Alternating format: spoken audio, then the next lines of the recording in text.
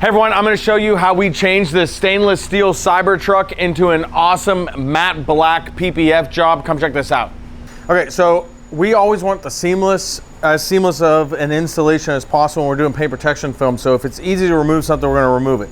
The Cybertruck is really user-friendly in terms of removal. So one of the things, and I'm going to show you how we do it on the other side, but right here, I'm going to show you how we remove the fender flare. And the reason we remove the fender flare here is because we want to get a seamless edge as possible. You see where the tape was? That's where the plastic was on that fender flare. And so we want to get that tucked into there without cutting on the metal or cutting on the plastic. And you see how dirty it is inside there, even though the car around it is pretty clean. So I'm going to show you how you do this. We remove this, we remove the mirror, and we remove the window trim. I'm going to show you right now how we did that. I told you I was going to show you how we removed this fender flare.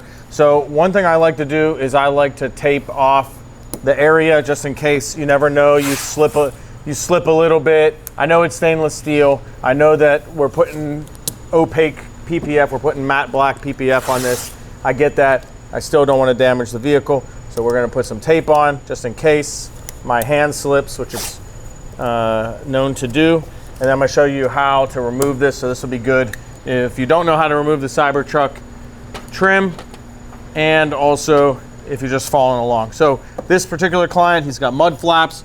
They've got a few clips here. You can just pop it with a flathead screwdriver or a dedicated pop tab removal tool.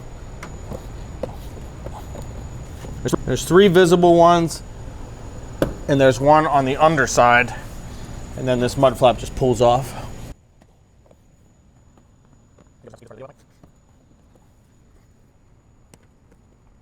All right, so this is just held on by pop tabs. We're gonna pull it out. It sounds worse than it is. It's meant to be like this. There's a camera right here, so we're a little careful around the camera. This pops.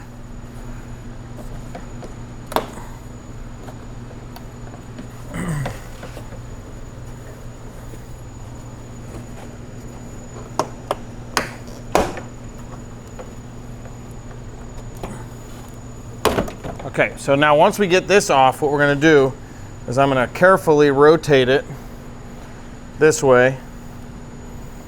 And what I'm doing here is I'm exposing the T7 Torx screws on the back of the camera. Now we could unplug the camera, but we don't want to have to recalibrate the camera and take it back to Tesla. So we're going to take these T7s out. They're just hand tight on. Okay, and then this camera will just pull out, and we got the fender flare off. We got 10mm nuts, or bolts rather.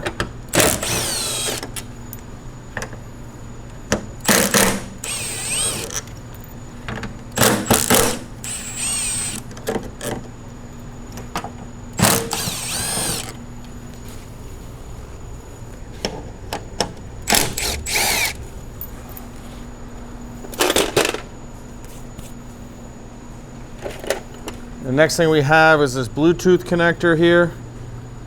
So we got to pop this red tab out to unlock it. Now, interestingly, oh, sorry, I thought it was already out, but it's not. So we're going to take this, and then this just comes off. All right, so we're going to disconnect that connector. Now, it's not ready to go quite yet. We got some more pop tabs all along here.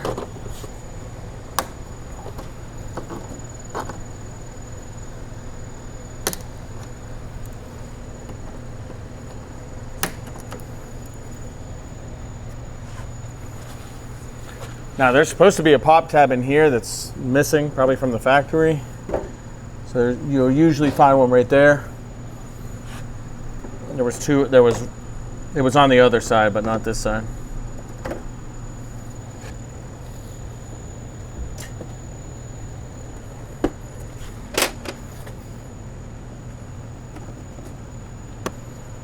In case you're wondering, it's wet and dirty, which is why my hand keeps slipping off. There we go.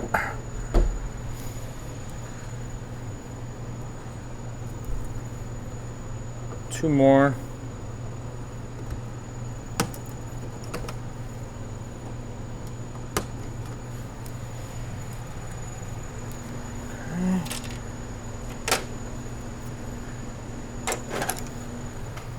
And then Phillips head activated pop tabs, if you will. There's a couple of those. There's one there, one here, and one here.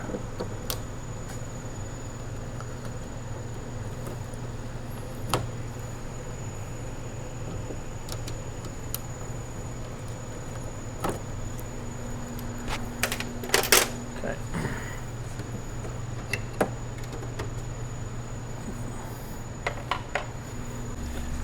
All right, so the next thing we're gonna do is we're gonna take off the mirror. So this is held on by 3 T40 bolts. So this little plastic piece just kind of folds back. Now there's a little like access door right here. You see that electrical connection? That electrical connection is the connector to the mirror, so we want to get that off. Same thing, we're gonna pop that little locking tab and then just unplug it, feed it back through the hole, put this back on. Okay. And we're gonna take these T40 bolts out and off comes the mirror.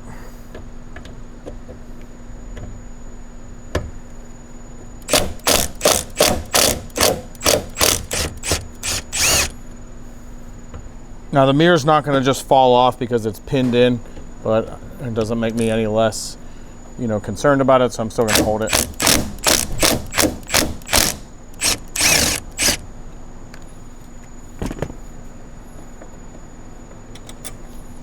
Okay, so you just got to wiggle it a little bit, and out it comes, along with that electrical connector we already disconnected. And then the next thing we're going to do is pull the door trim. All we got to do is pull this door trim back against us and then pop this back out.